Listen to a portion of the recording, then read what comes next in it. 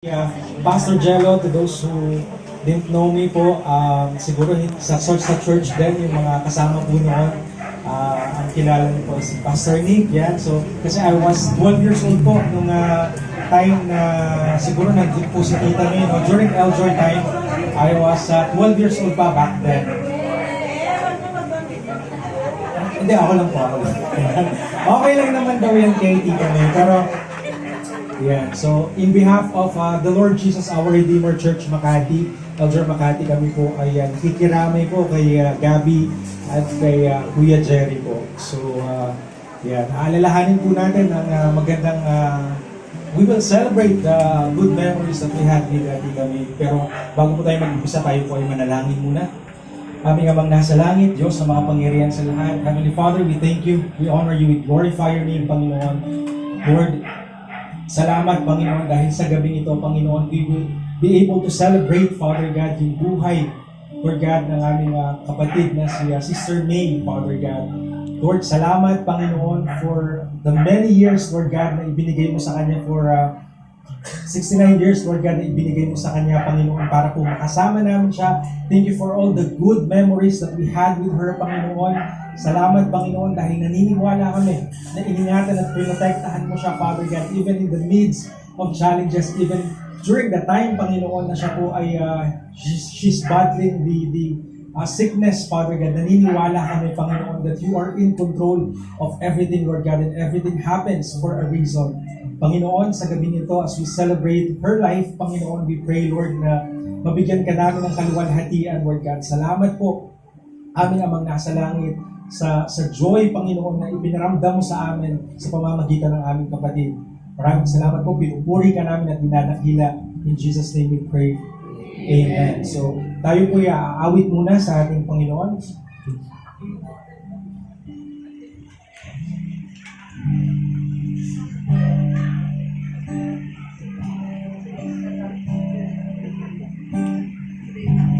Let's worship the Lord.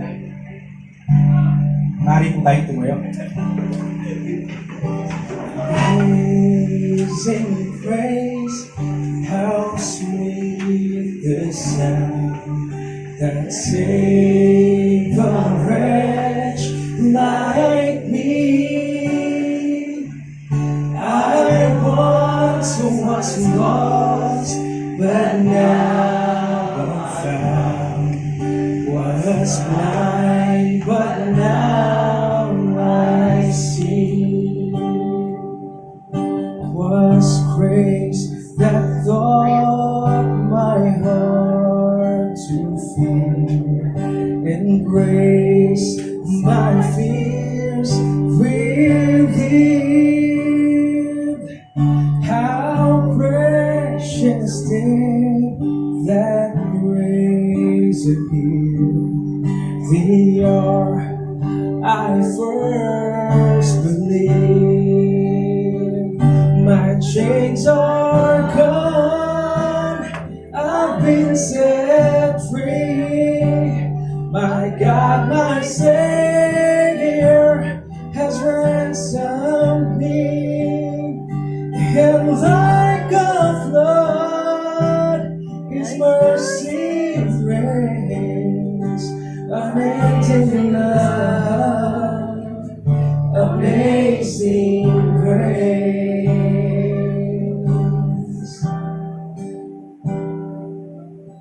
The Lord has promised good to me.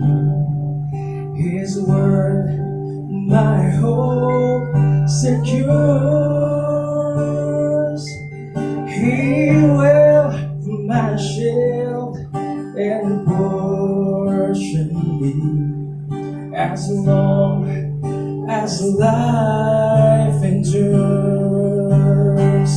My chains are gone, I've been set free.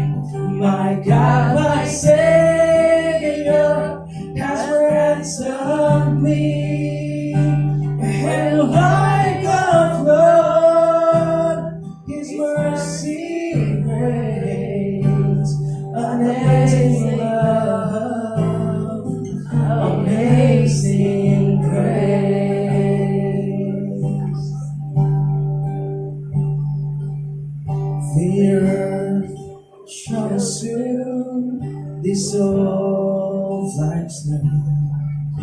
sun forbear to shine,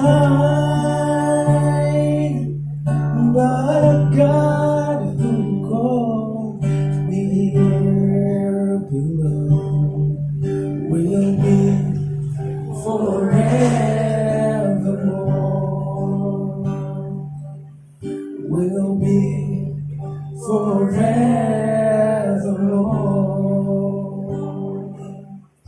You are forevermore.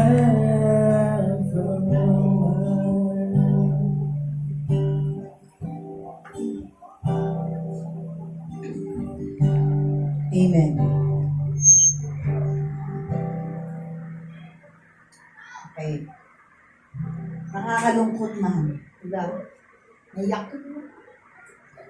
Alam niyo po, last na nagkausap kami ni Ate May, pagkatapos nung medical mission, tumawag siya, sabi niya, bakit hindi ko makontak si Daniel? Lagi niyang inaalala si Daniel.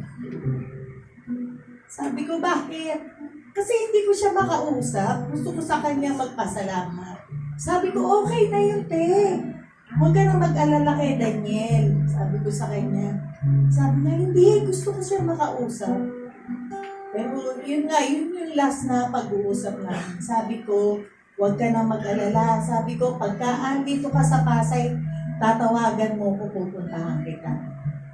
Pero hindi na nangyari. Ito na nga yung nangyari. Pero sabi nga tapos na yung purpose ng Panginoon sa buhay ng atin So tayo, makikipaglaban pa tayo. Diba? Meron pa tayong mga tatakbuhin. Meron pa tayong mga problema, mga bigate na haharapin. Pero sabi nga lahat magagawa natin for the glory of God. Diba? Kailangan gawin natin. Sabi nga kailangan takbuhin natin yung race, di ba? Para makaabot tayo hanggang doon sa dulo. Hallelujah. Salamat sa buhay ni Ate May. Naging parte siya ng buhay natin. Hindi lang sa atin, sa pamilya natin, hindi yan pupunta sa bahay. Tuwing Pasko, pupunta siya sa bahay. Kahit hindi pa mga December yan, pupunta at pupunta. Kahit masakit ang tuhod niya, pupunta siya. May dala siyang bit-bit sa mga bata. Kahit yung mga anak ko, malalaki na, hindi niya nakakalimutan. Hanggang kay Ana, hanggang kay Daniel, kay Christina, kay Donna, kay Lana. Lahat sila meron something from Ate May. Kaya hindi namin makakalimutan si Ate May sa buhay namin. Kaya nga sabi ni Daniel, sabi ko, Daniel, wala na yung ninang. Sabi niya, una, hindi siya makapag-reclam. Hindi siya makapaniwala. Sabi ko, namayapa na si Ate May. Tahimik na siya. Hindi na, wala nang sakit sa katawan ni Ate May. Sabi niya, sige ma, sabihin mo, condolence. Gusto niya, sabi ko, huwag ka mag-alala at kami na pupunta doon.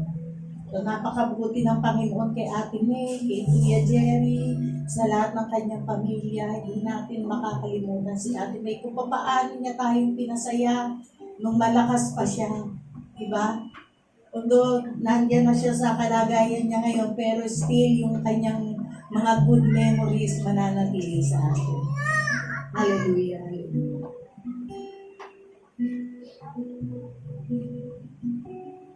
Kung nag-isa at nalulumbay dahil sa hirap ng pinataglay,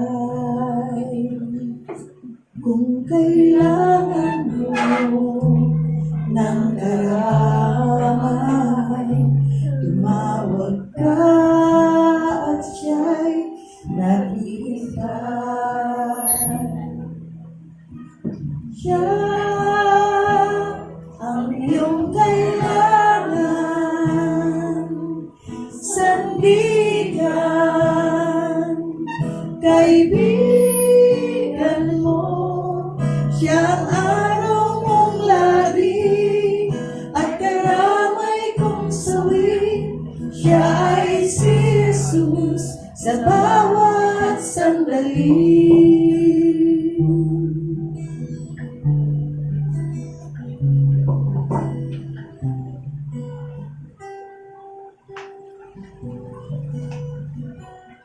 Kung ang buhay mo ay walang sigla, laging takot at laging alala,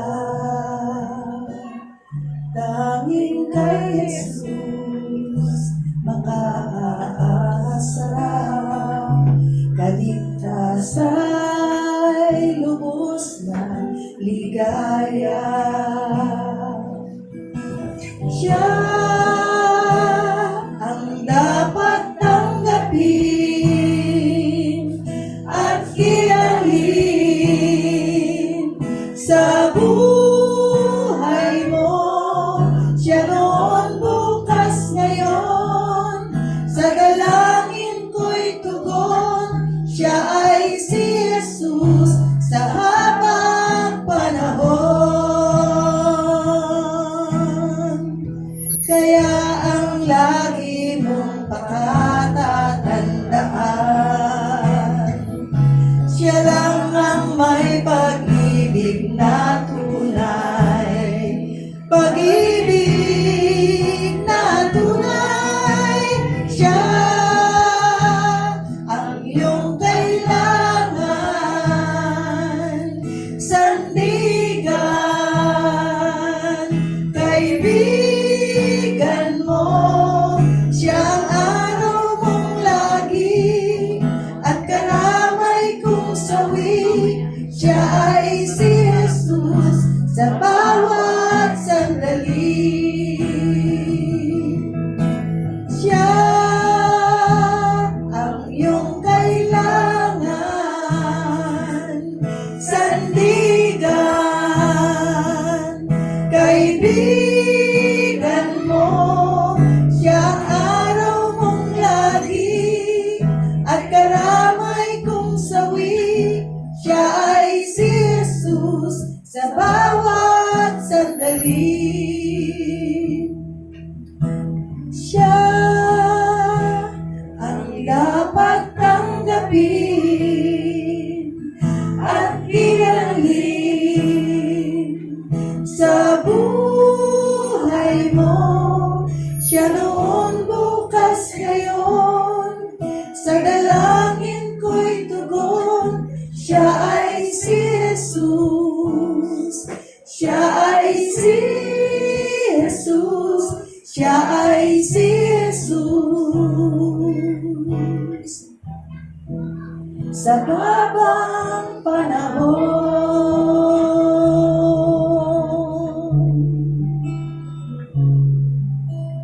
Amen. Hallelujah.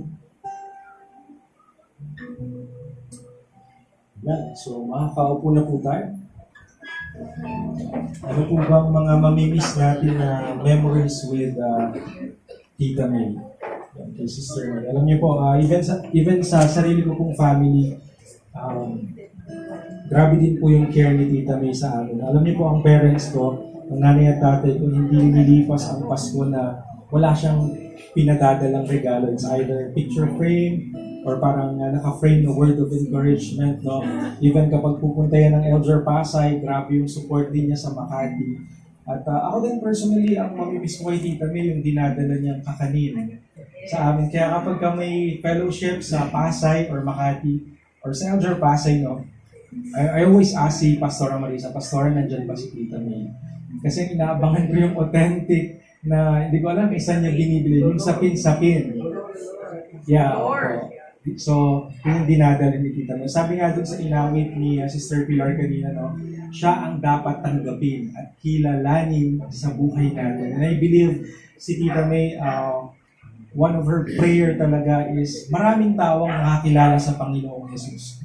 Yan naman din talaga yung bukang bibig din ni Tita May. And of course, gusto ni Tita May na magkakasama tayong lahat at ang pinapanalangin ni Tita May ay yung makarinig ang bawat isa sa atin ng salita ng Diyos. Diba? Siya na yung pinakamasaya talaga kapag habang nakikita tayo ngayon at may opportunity tayo to hear the message from the Lord. So para po magbahagi ng salita ng Diyos, tawagin po natin ang aming mahal na pastora, ating mahal na pastora si Pastora Marisa.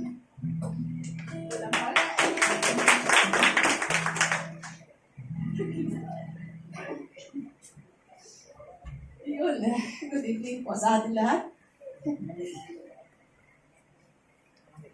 Sabi ko nga, I will accept the challenge.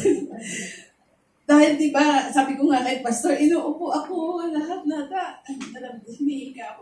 But sabi ko, gagawin ko ito lahat. Kasi nga, alam niyo, pag umaatin si Ate May sa Pasay, sabi ko, Pastor, yung kopya mo sa word, bigyan mo ako. Siya yung nagbibigay sa akin ng inspirasyon. Isa siya sa akin, nagbibigay sa akin ng encouragement. So sabi ko, sige, gagawin ko. Ay, actually po, second time ko pa lang po nag-service sa second time na si akin. Mahirap po kasi sabi ko nga, si Ate May, ang hirap kasi lagi kami nag-uusap, may magka-represent na nag-uusap. Lagi po yung nag-message or tumatawag sa akin. Kahit before pa po na si Kuya Jerry ay nasa Japan pa. Hindi ko alam, 30 years, more than 30 years na magkaibigan pa rin natin. Siya po lagi na nabibigay sa akin ng paalala, inspirasyon, pag-problema. Lagi na nabibigay sa akin ng support. So, Ate May, this is your wish na maging forward. Hallelujah. Pasensya na po. Emotional. Alam po natin ang buhay natin na hindi po natin alam. Kahit si Ate May, gusto pa rin niya sana na matutunan pa. Pero, alam niya sa sarili niya na kukunin man siya ng Lord, may assurance na siya sa atin. Ang lagi lang po niya ang lagi lang po niya naalala yung mga mahal niya sa buhay, yung kanyang family. Kaya, yun lagi lang inaano niya sa akin na, Pastora, ipag-pray mo yung family ko. Kasi alam natin na siya ay may assurance na. At si Ate May po, mayroon pong sarili siyang prayer room. Doon po siya lagi nag-pray. Every day, tama po po yan.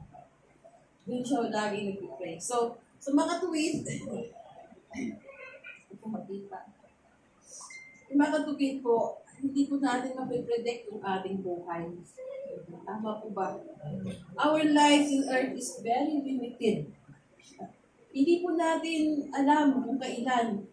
Si Ate May, birthday lang niya noong October 28 ng 69. So, ibig sabihin po, nabubuhay po tayo dito sa mundong ito as temporary lang. Sabi nga ng Bible, ang buhay daw ng tao ay 70 to 80. 70 to 80. 80 ka po, ikaw ay healthy. Tama po ba? Subalit mayroon pa rin po binibless ni Lord. Umaabot sila ng 90. Si Lola Isyang ay umabot ng 101. So, ibig sabihin, mayroon pong pagpapala pa rin ang Panginoon sa mga taong binibless na ng ganun kahaba. Subalit, dadapat, umabot man po tayo ng 200 years, may limitasyon pa rin ang ating buhay. Diba? Mabalik pa rin tayo kung saan tayo nanggaling. Tama po ba? Kasi dyan na po, hindi ko po makikita. Sapagkat yung buhay po natin ay talagang may limitasyon. Kahit po sabihin natin, ang marami pong mga medical science, hindi po sila tumitigil sa pagtuklas ng gamot. Tama ba yun? Marami po silang ginagawa para hindi po tayo tumanda. Kung may sakit man ay gumaling. Pero hanggang doon lang po rin yung kanilang limitasyon ng bawat buhay po natin. Kahit po gagamitin natin yung anong mga scientists na gamot ay hindi po tayo tatagal sa mundo ito. Sapagkat tayo po ay namumuhay dito as a temporary. We will be released from the restriction of the body. Our body is wonderful and creation of God. Tayo po ay nanggaling sa alabok, sa ground. Subalit, sabi nga, ni-create tayo ng Lord, yung alikabok, hiningahan niya, at tayo po ay naging wonderful creation by God. Subalit, datapat, sabi ko nga kanina, pasensya na po. Hallelujah. Sabi nga, we are fearfully and wonderfully made. Sabi po ng Psalm 139 verse 14. Tayo po ay pinaka maganda o pinirate ng ating Panginoon. Sige na po. Kasi wala po ako. Hindi ko po yan ha. Pastor ko dito.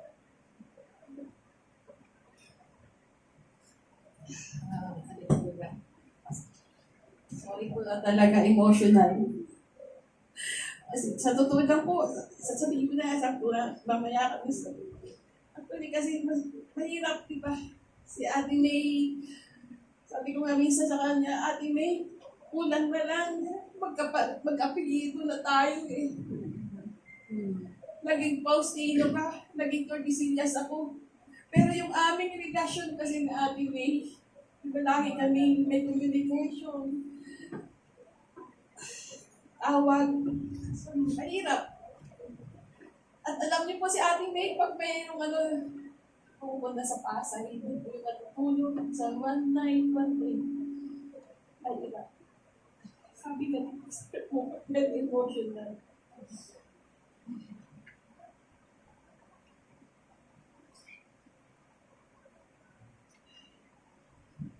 Sige, tuloy po tayo. Sabi nga dito, medical church never stop sa pagtuklas po sa lahat ng magagawa nila upang madugtungan yung ating kagandahan. Di ba? Marami sa ating talagang nag-beauty. Ano ba yun? Marami tayong ina-apply para hindi tayo lumanda. Botox. Yung mga medical nag-church po sila kung ano pang mga gamot gagawin para madugtungan yung ating buhay. Kagaya kay Ate May, di ba? Sabi ng doktor, operahan natin para madugtungan pa yung buhay. Subalit, di ba? Hanggang doon lang. Ang talagang sabi nga natin, our life is limited. But still, life in the body has been limited. So, we're present with the Lord. This prescription will end. So, but God has a wonderful, fantastic plans for us. For those who accept Jesus as Lord and Savior. Ang Lord po may plano sa ating lahat. Mahal po tayo ng Diyos. Kasi sabi nga niya, di ba, alam po natin memorize na po natin yung mga salita ito sa John 3:16. Ano po ba sinasabi niya sa John 3:16? For God so loved the world, that He gave His only begotten Son, that whoever believes in Him shall not perish but have everlasting life. So mga tuwid po, kung tatanggapin ng isang tao ang Panginoon Hesus, ay magkakaroon siya ng buhay na walang hanggan. Subalit, marami pong nagre-reject. Dahil lang dito pa po tayo sa sanlibutan. At kung nandito po tayo sa sanlibutan, marami pong mga temptation. Mahirap po.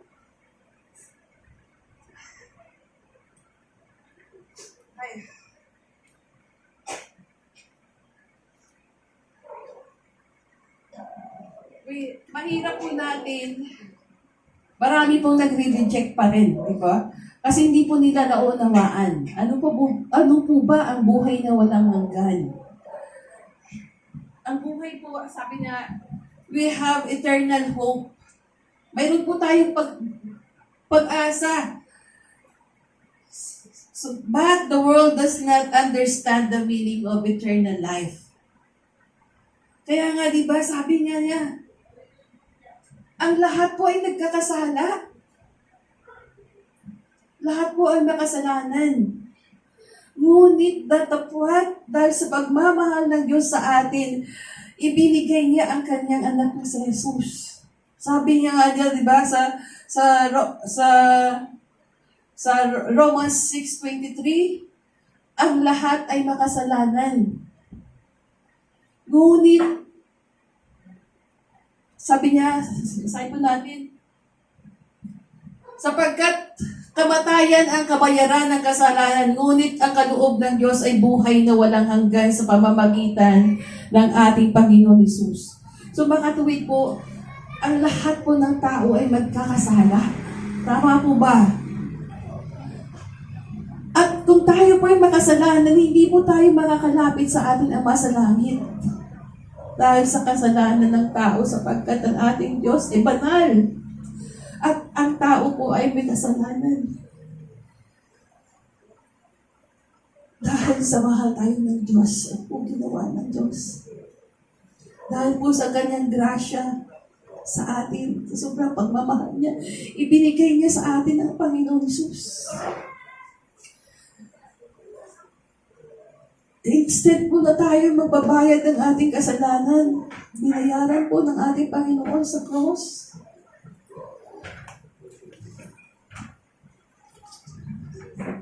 Kaya sabi niya, ang lahat ay nagkasala at hindi po makakalapit sa Panginoon. Subalit, sabi nga niya, ngunit,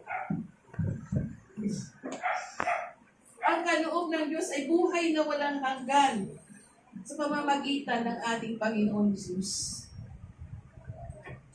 Kung makatuwid, ang Panginoon Jesus ang tunay na daan. Sabi ng Lord, I am the way, the truth, and the life. No one comes to the Father but through me.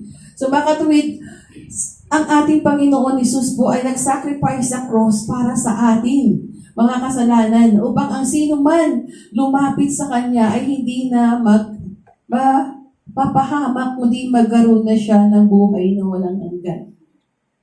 So makatuwid, pag sinabi ng Panginoon na ako ang daan, wala na pong ibang daan. Wala pong ibang mediator, kundi siya lamang. Sapagkat siya po ang nagbayad sa cross ng lahat ng ating makasalanan.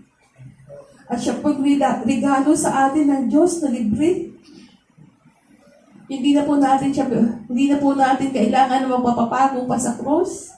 Magsasacrifice pa ng ating mga sarili, kundi tatanggapin lamang natin ang ating Panginoon bilang Lord and Savior ng ating mga buhay. Amen po ba?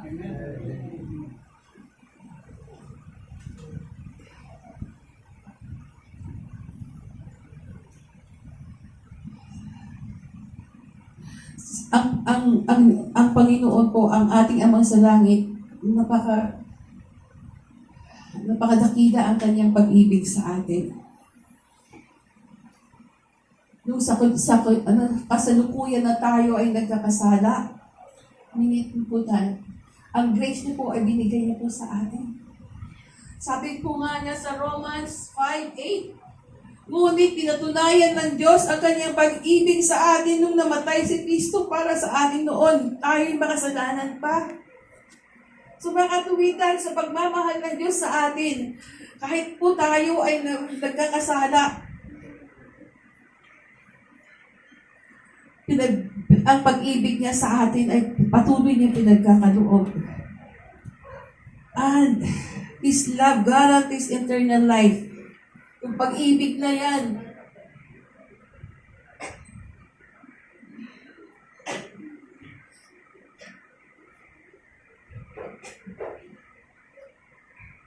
sabi nga po niya sa 1 John 5:11-13, sabi niya, ito ang patutuo, ipinangkaloob sa atin ng Diyos ang buhay na walang hanggan, at ito'y makakamtan natin sa pamamagitan ng kanyang anak.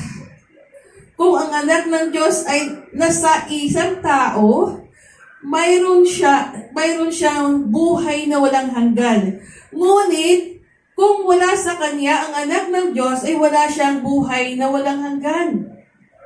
So makatuwid, kung hindi po natin tatanggapin ang ating Panginoon Jesus bilang Lord and Savior natin, wala po tayong eternal life. Maaring doon tayo sa kabilang buhay. Amen po ba? Sapagkat sabi niya, tanging ang kanilang anak ang siyang tunay na magbibigay sa atin ng buhay. Sabi niya, ipinagkaloob sa atin ng Diyos ang buhay na walang hanggang na libre dahil binayaran na po ito ng ating Panginoon sa cross.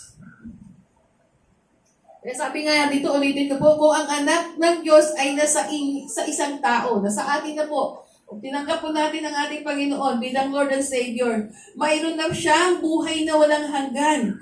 Ngunit wala sa Kanya. Ang anak ng Diyos, wala siyang buhay na walang hanggan. So makatuwid po, kung wala po tayong relasyon sa ating Panginoon Jesus, wala po tayong eternal hope, yung pag-asa. Sapagkat ano man po ang reliyon natin, hindi po yun ang daan patungo sa buhay na walang hanggan.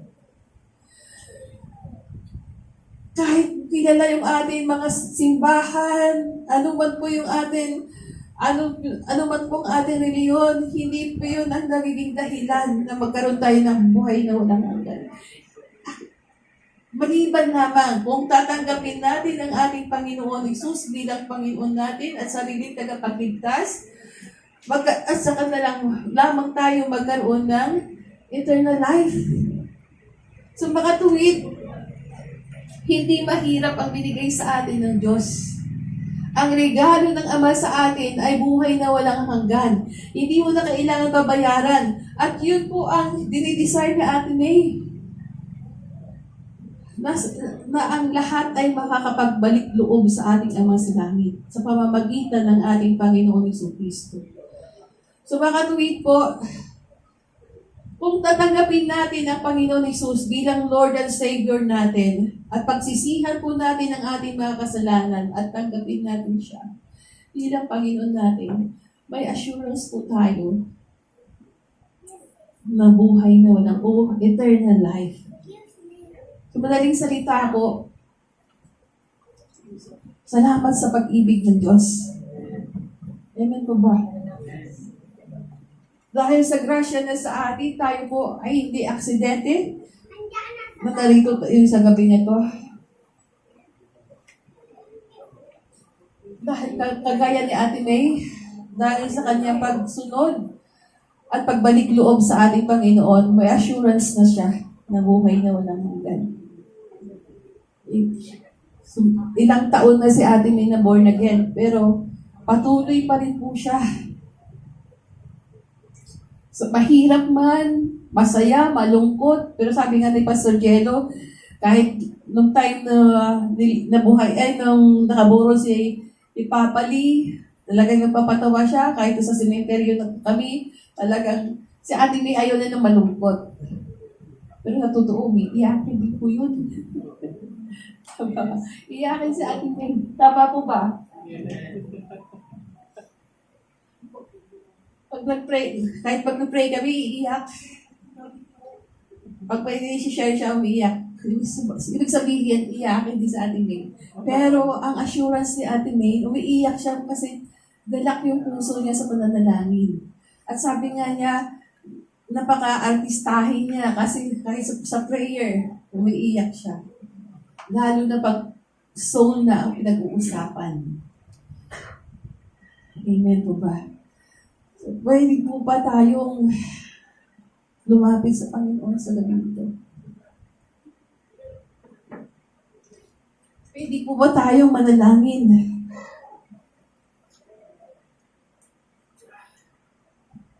Pwede po ba tumayo? Kagaya nga po, kanina sinasabi ko, hindi reliyon, hindi anuman mga sekta ang ating natanggapin, kundi ang ating Panginoon Hesus. Na siyang namatay sa cross ng Kalbaryo upang ang lahat ng makasalanan po natin ay babayaran niya sa pagbuhos ng kanyang dugo sa cross. Tayo po ay binayaran niya. So, bali sabi niya, kung sino man po ang whoever believes in me shall not perish but have eternal life. So mga tuwid po, ang ating paglapit sa Panginoon na pagtanggap sa Kanya bilang ating Panginoon ay isusurrender lang po natin ang ating puso at ang ating isip sa Panginoon. Tayo po manalangin. Panginoon Hesus, maraming salamat po sa iyong salita na nagbigay ng assurance ng buhay na walang hanggan. Panginoon Hesus, sa oras na ito, ako po'y lumalapit sa iyo. Humingi ng kapatawaran sa lahat ng aking mga pagkakasala. Mula po sa aking pagkabata hanggang sa mga oras na ito. Panginoon Hesus, patawarin mo po ako. At sa oras na ito, Diyos, maraming salamat. Panginoon, tunay nga po tinatanggap kita bilang Panginoon at sariling tagapagligtas. Panginoon Hesus, inaanyayahan kita. Pumasok ka po sa aking puso at mula sa gabing ito, ikaw na po ang maghari sa aking buhay. Panginoon, dalangin ko po na italaga mo ang aking pangalan sa aklat ng buhay sa langit upang Lord, makasama kita sa bawat araw ng aking buhay. Maraming salamat po sa pangalan ni Jesus. At sa oras na ito, tanggapin niyo sa pangalan ng Ama, ng Anak, at ng Espiritu Santo. Amen. So, congratulations po sa ating lahat. At sa oras na ito,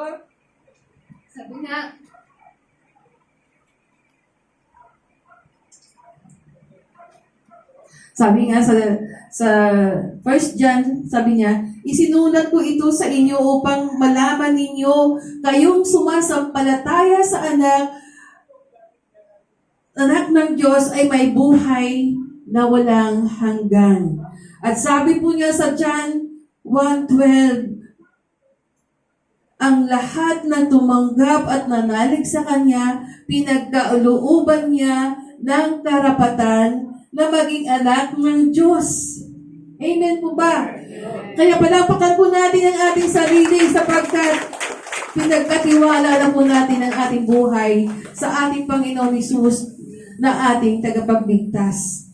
Amen po ba? God bless po sa ating lahat. Salamat, Pastor Marisa. So, napakagandang regalo ng Panginoon, no? Alam niyo po ba, malungkot man tayo sa gabing ito, no? Sa mga panahong ito.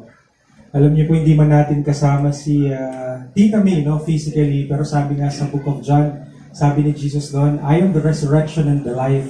He who believes in me, though he die, he may live. No? Kahit makaranas po tayo ng kamatayan physically, well, all of us will die. Tama ba?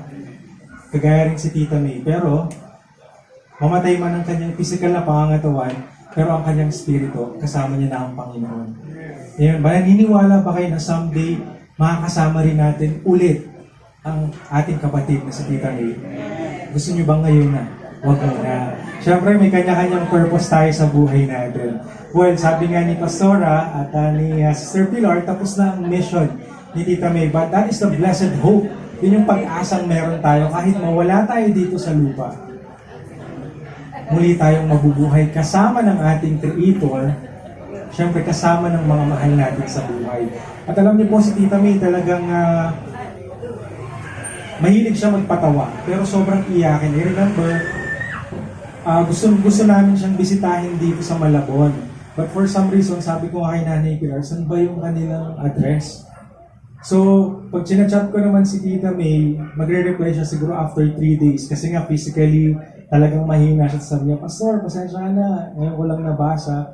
Tapos, praise God, nabigyan kami ng chance na ma-meet pa.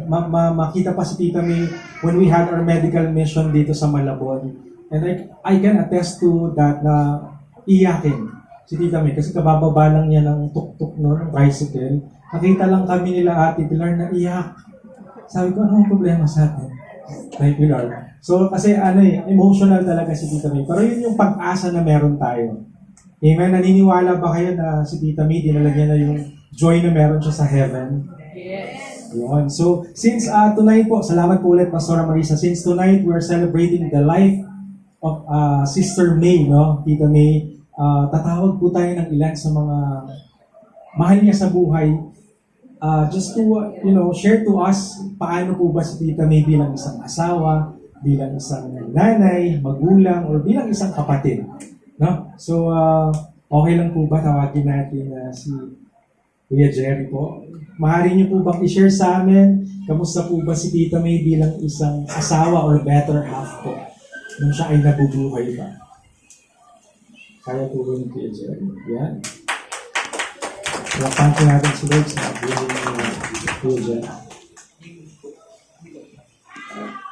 Hindi ko. Ang request ko ito kung sana lahat ako. Pero alam ko na mas kilala nila siya. Siguro ako sabi ko ano din yung sinabi sa akin na mga tutor. Lagi ko sabi ako, darling, matulog ka na. Hindi ako matulog, hindi ka na tutulog. Hindi ka na pahabaan kasi lagi pag pinapasok ko siya, lagi ako napasok.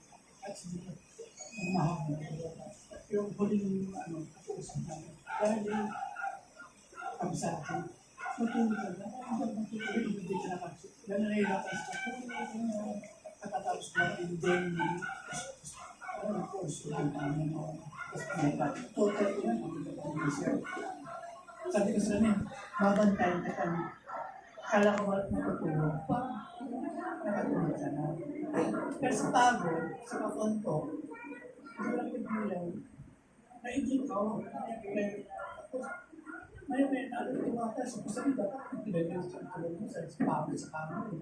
Saka sa kuya, di ba, kulang ng imahe, ng hospital siya. Kaya, nung last week, minisa din mga kapit ko, di ba, nag-pray ako, dahil nakikita niyo kung diba, parang nahirap. Parintag dapat siya ang ipag-pray mo, kasi may sakit. Ako, pinyanan ng prayers. Kaya, doon ko talaga na concern sa akin. Matagal ko na po na kung gaano niya ako kamahal. Parang pinatulog niya ako. Sandali lang ako. Tapos, ginisip na sila, pinipay niya. Bago pala ginisip, inano ko yung possibility. Wala nang reading. Nag-distract na ako, tumakbo, kaglapo. Kaya nang wala, sinipian niya. Tapos, sinampak ko ulit yung possibility. May reading pa. Dito ang tuwa ko. Hindi na lang available yung mga ambulance. Tinakbo namin sa hospital, may dalawang dito. Sinunod ko yung mga ano. Pero masaya siya. Kaya nagpapasalamat ako sa inyo dahil sa kapatid namin dito. Masaya siya. Salamat po na. Nakakagaling dahil kasi mula ng pandemic, gabi, alas 20 oras ko na magkasama, hindi ka nagpapagod. Wala na. Hindi ka kaya nung hindi pa pandemic, pag hindi ka hindi mag-isling gani. Naawa ako. Pag biyahe-biyahe niya, may depression na sa tuhod. Kaya naisipan namin ng pandemic, sa maraming tindahan, hindi ko na kami para malagaan namin si Gani. Maganda rin yun, para araw-araw magkasama kayo. Huwag namin na ano na talaga nagmamahalan. Tapos nung hospital na siya, awa ko sa kanya, sa Panginoon, ako na lang po niya, huwag na lang asawa ko. Kaya sinasabi ko kayo na gusto noon pa, gusto pa ako mauna, mag-ikaw. Ngayon, kung hindi ang pagbibigay ng Panginoon, gusto ko sabay tayo. Pinapagalitan niya ako, pinag siya. Kaya nilago ka rin ako nakasama sa ano, nasalamot ako sa bigyan. Kaya promise ko sa kanya, nagkakaroon ko lahat ng kailangan. At sa akin, sabi niya, isinisa sa akin. Gusto ko ba? Yung promise ko sa kanya, ngayon, na lahat ng advice sa akin, sa lahat gagawin ko para magpakabuti, para pag dumating naman yung panahon na ako naman kung para mamamatay, ay karapat dapat ako sa Amen. Pipilitin ko. Amen. Kaya mo yan, kuya. Yan, salamat po. Salamat po, Tito Jer. Makikita natin doon yung pagiging selfless ni Tita May, no? Na kahit siya yung may sakit, sobrang concerned pa rin siya kay Tito Jer. Na, I remember, naikwento nga ni Pastora Marisa, ang prayer daw talaga ni Tita May. Pastora, sana makakilala din, tanggapin din ni Jer si Lord sa buhay niya. Kasi kako, hindi kami magkakasamang muli. Kasi sabi nga ni Tito Jer, sabi daw ni Tita May, pagka hindi mo tinanggap si Lord, hindi tayo magkakasama, mapupunta ako sa heaven, ikaw mapupunta ka sa baba. But praise God, kasi I believe yung heart ni Tito Jerry tonight, binuksan niya na para sa Panginoon. Amen? So, salamat sa heart ni Tito May na very selfless, no? Talagang pinatulog niya si Tito Jerry bago siya, of course, kunin peacefully ng ating Panginoon. I believe hindi na hinayaan ng Panginoon na mahirapan pa physically si Tito May. So, ngayon, let's hear it from Gabby. Ikwento mo naman sa amin, kamusta po bilang mama bilang isang nanay si Tita May. This is my message for mommy. You're one of the most selfless people I've ever known. Always ready to give, to care, and to bring happiness to everyone around you.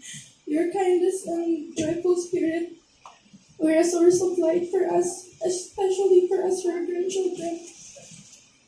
You didn't just help me, you helped my entire family, and for that, I am forever grateful. I'm so blessed to have known you, not just as my grandmother, but also my mommy, best friend, and teacher. I know I wasn't the perfect grandchild or daughter, but you always made me feel like I was more than enough. You had this incredible way of loving me unconditionally, even when you were tired or worn out. Your patience, understanding, and endless generosity made me feel cherished beyond words. You spoiled me with gifts, love, and all of the little things that showed me just how much you care. You were God's way of showing me His love and grace. You were a living example of its means to love deeply, give selflessly, and live joyfully. I'm so grateful that God used you to guide me closer to Him. Because of you, I understand what true love and compassion look like. I will carry every lesson you taught me, every story filled with wisdom, every comforting hug you gave me. You are my safe haven, my comfort, and my biggest supporter. No words can fully express the depth of my gratitude for everything you've done. I will miss your laughter, your warmth, and your reassuring presence every single day. But I find comfort in knowing that you're now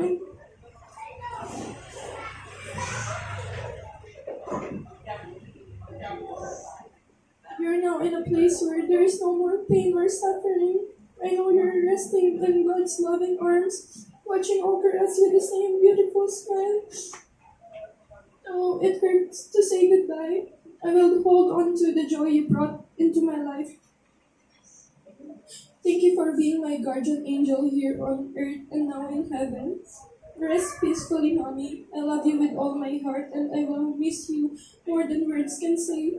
Until we meet again, you will always be in my thoughts and forever in my heart. Yun lang. Salamat, Gabi. Sabi nga ni Gabi, one thing na mamimiss niya sa kanyang mama yung, yung having a joyful spirit, no? Actually, Gabi, hindi lang sa family niyo, no? Maging sa aming lahat. Talagang yung joyful spirit na meron si Tita May, na talagang contagious, no? Talagang lahat, nararamdaman ng lahat ng mga taong nakakasama niya. So, now, let's hear it from one of Tita May's siblings, si Kuya Obet. Dito po ba si Kuya Obet? Kamusta ba si Tita May po bilang isang kapatid?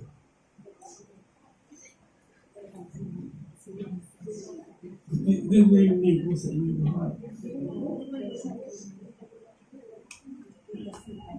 Ngayon, sasabihin ko po, Pinoy. She is the greatest sister one could ever have. Hindi ko i-elaborate kasi alam niyo naman lahat yun. She's beautiful inside and out. And I'm very lucky.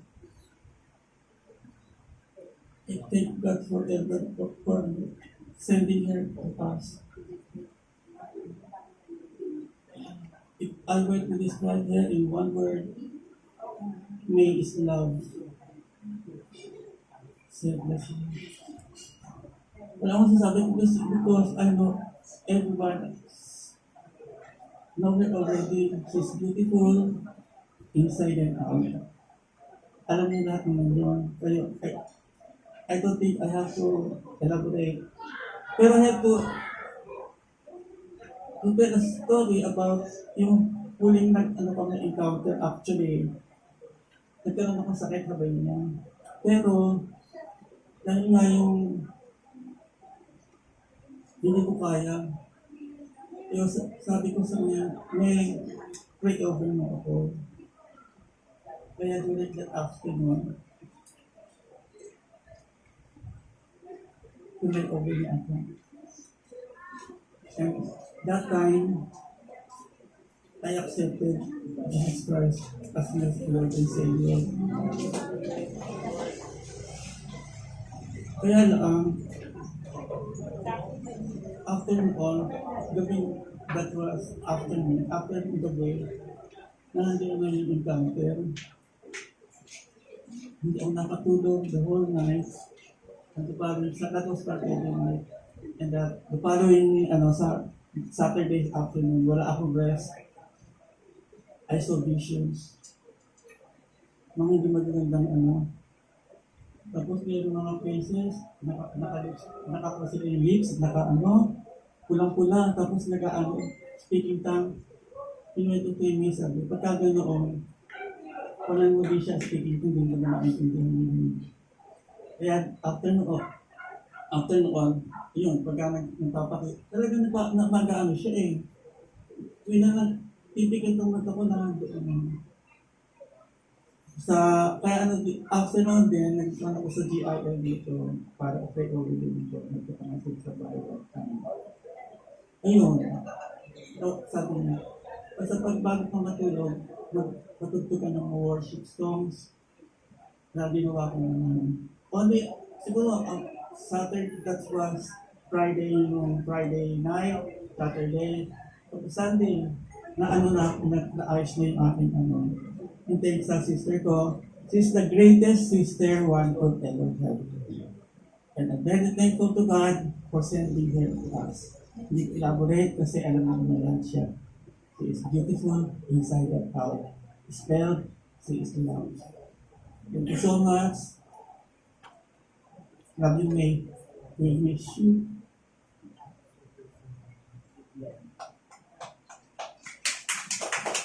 Salamat po. Kuya Robert. So, siguro si Tita Minnie yung pinakamasaya because narinig naman natin kanina from Kuya Jerry na he accepted the Lord Jesus and ngayon naman yung kanyang kapatid.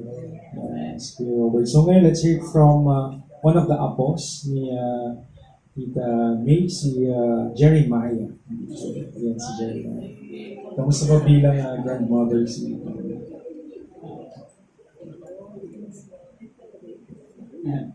Magandang gabi po sa lahat. Isa po ako sa pinakapayat na apo ni Mami. Nung bata pa lang po kami, ang kadalasan pong memory ko kay Mami is puro masasaya. Kapag lagi niya kami tinuturuan magluto, sabay din kumain. Yan, napakagaling po magluto ni Mami. Ayun po, siguro po ang isa po sa mga memory ko kay Mami, napakarami po yun nga po isa po maging masayahin. Naalala ko po nung namatay po yung kapatid ni Daddy, si Tito Boy. Siya po yung nagsalita, pinatawa niya po lahat doon. Gusto niya po talaga yung masaya lahat. And thankful po ako sa Lord na kahit ganito po ang nangyari, sabi nga po give thanks in all circumstances. At nagpapasalamat po ako na nasa Lord na siya. Alam po natin na ang Diyos lang naman ay ang may takda at ay ang may karapatan na kumuha ng buhay. At sabi nga rin po sa Ecclesiastes na there's a time for everything and every season under heaven. And ito po yung time na yun na umuwi na siya sa ating Panginoon. At ako po yung nagpapasalamat kay Mami. Sorry din me dahil hindi kita naalagaan. Pero mabawi ako sa ibang paraan.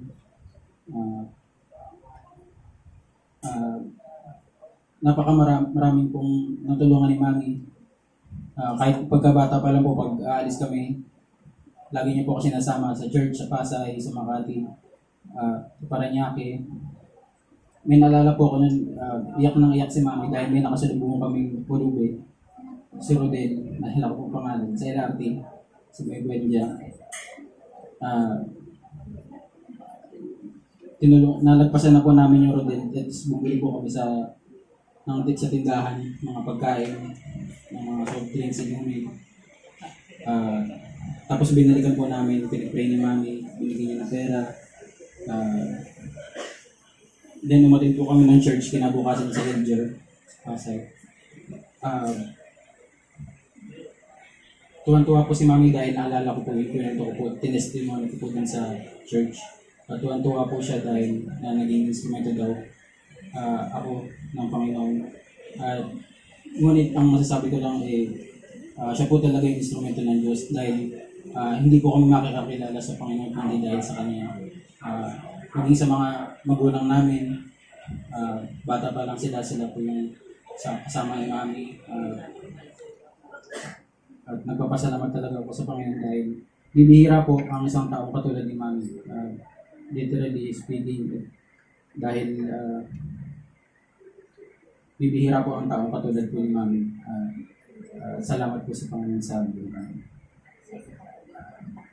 Maraming salamat, Jeremiah. So, nakita natin yung puso ni Tita May, hindi lang basta parang meron siyang joyful spirit. Nakita din natin yung compassionate heart ni Tita May. No?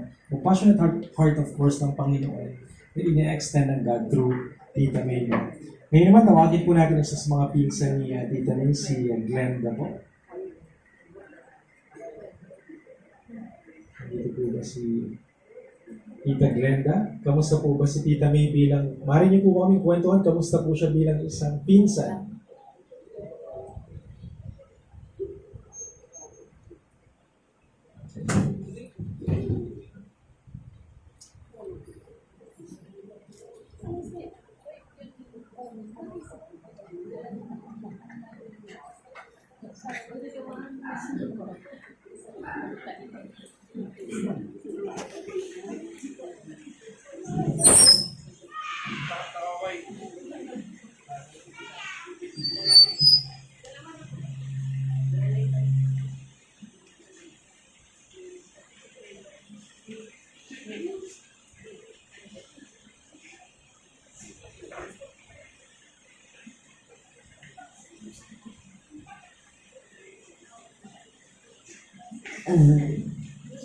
Kasi nung maliliit pa yung mga anak ko,